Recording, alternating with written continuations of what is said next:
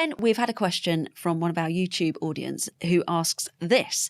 What will the effect of Elon Musk and Trump be on the success or failure of Reform UK? Can you help us out with that one? I know you've been covering some polling on this. Virtually nil. Okay, let's just bear a few things in mind. Elon Musk, surprisingly enough, a lot of Britons have an opinion of him. And a lot of Britons do not have a positive opinion of him whatsoever. 6 in 10 of us do not like the guy. It's close to 7 in 10 who do not like Donald Trump. If Britain was a US state, just preempting Trump's colonial plans there, we would be a solidly blue state.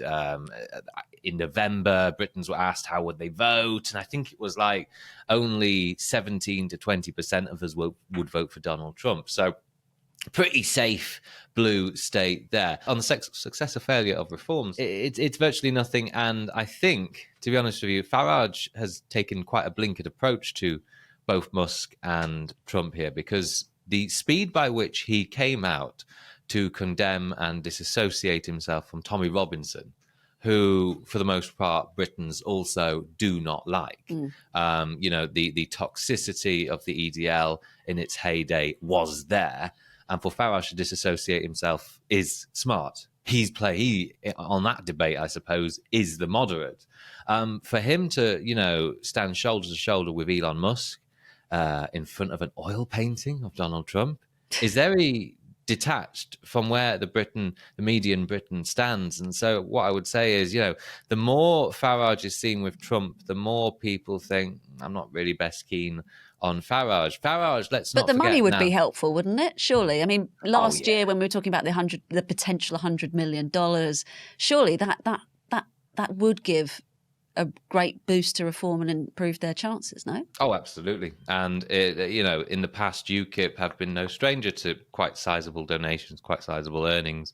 But you just have to wonder, what impact does X million quid have on UK elections? The one thing Farage is already good at is an air war. When it comes to election campaigns, his party, UKIP, Brexit Party, Reform, have been traditionally poor at the ground game, knocking doors, getting the data, getting the votes out, and so winning those seats. What happened last year was quite different, quite abnormal. And so it seems as though Farage and his band are getting better at the ground game. The extra money will absolutely go a long way of that. But if he's going to spend it on just the air war, which is what he's already good at, making the noise, getting people talking about him, which is what we're doing right now, then really I don't think there's going to be much difference to it. It depends how it's spent, really. Farage can get millions of quid from anywhere, as he already does, as he already has in the past, different foreign suppliers of cash. So I'm not sure what effect it's going to have, really. Talk more about Trump and Musk. It's going to slowly toxify Farage. Disassociate yourself, stand as the individual, as you have done in terms of disassociating yourself from Tommy Robinson. Yeah, I think that's a smart move. All right, well, while I've got you, I'm going to ask for your expertise more generally on reform. We've got, obviously, local elections coming up in May. But just this past weekend, Nigel Farage claimed at the party's East England conference that generally there was a swell in the support of young people for right-wing politics, that the tide is turning. Now, is he right to say that? It's happening in Europe. It's happening in Europe. How about this? We've got elections in Germany in a few weeks' time now, and the Alternative for Germany, the literal far right of Germany now, they're on like the high teens, 17, 18, 19%, and their support amongst young people is only about 15, 16, 17%. It's almost parity there. This idea that the youth are, not a breeding ground for the far right, I think is a bit of nonsense. It's the same in France. If you have some prejudices about younger, progressive, people, put them away, because those stereotypes don't really matter anymore. In Britain, though, the second most popular party amongst 18 to 24-year-olds is the Greens. Reform tend to do UKIP tend to do quite poorly amongst younger people. What we're seeing now, though, is youth apathy. Go back 10, 20 years, and the narrative we had about young people was that they don't vote. You'll be doubly right now, because youth turnout in America dropped like a stone.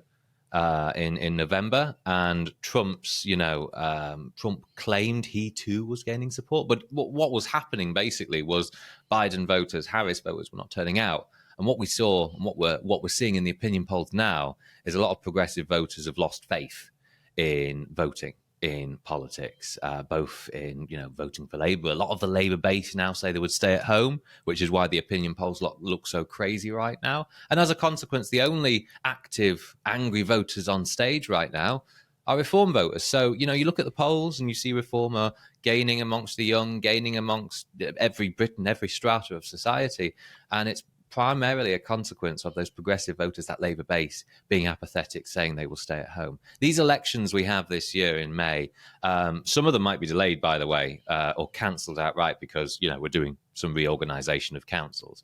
But a lot of them, if they were to happen, are in rural English, East Coast England, basically. You're talking County Council England, you're talking Lincolnshire, Norfolk, Kent, Durham as well. Labour are, the incumbents there. And so there is some prime territory for Reform. You suggest they could do very well, up to 1,000 seats. Yes. So in total, we've got 20,000 council seats nationally, and Reform right now, if an election was held now in every single one of them, they could get up to around about 1,000 or so councillors, and that would put them in pole position in places like Lincolnshire. They could run a fair few councils if an election was held now. But if that were the case, Ben, what that's a game changer, isn't it? That catapults them into a sort of, okay, they've got their 5 MPs, but that really gives them that ground level support, which has always been lacking in the previous parties that Nigel Farage has been involved with. The Reform Party is not UKIP. The Reform Party is not the Brexit Party. They seem to be taking local government much more seriously than they used to. And I tell you this, local government is absolutely fundamental to winning parliamentary seats at the next level. If you do not have a local game, if you do not have a local base, you've got nothing. This is how the Lib Dems did it. This is how the Greens did it in Herefordshire, in Suffolk. It's how Reform want to do it. And so, they've been winning council by-elections in St Helens, a part of the world where a UKIP never did well. They're winning council by-elections in Blackpool, and it's a real sign that Labour should be worried.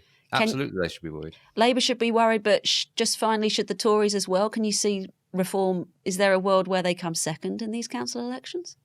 In the ones in May? Yeah. No, because a lot of the Tory, a lot of these councils up are so Tory. It's Shire Tories, and right. So what could happen is Reform could. How about this? The Tories will come first, probably, in these council seats up for grabs. Reform could come second, putting Labour into third place.